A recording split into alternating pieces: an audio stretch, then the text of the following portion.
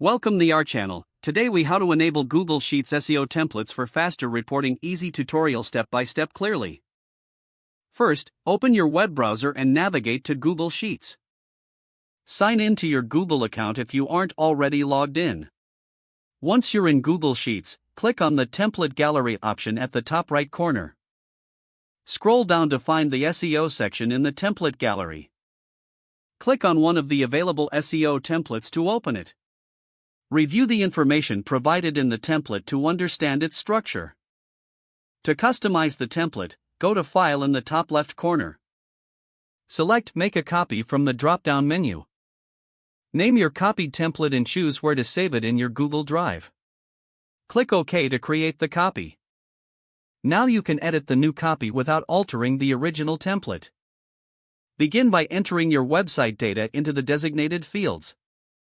Fill in SEO metrics such as keywords, backlinks, and traffic statistics. Use the built-in formulas to calculate data automatically where applicable. If your template contains charts, make sure they reflect the updated data. To enhance the appearance, feel free to adjust colors and fonts as needed. Once you have completed your entries, review the data for accuracy. Now, share the document with your team by clicking the Share button in the top right corner. Add the email addresses of your team members and set their access permissions. Click Send to share the template. Finally, you can regularly update this template for ongoing SEO reporting. If the page does not load, refresh the browser or try again in a private or incognito window.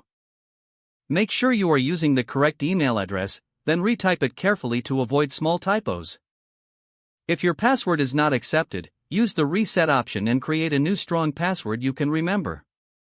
Check your spam folder for verification or security emails, then complete any requested confirmation steps. Enable two-factor authentication if available to improve account security and reduce unauthorized access risk.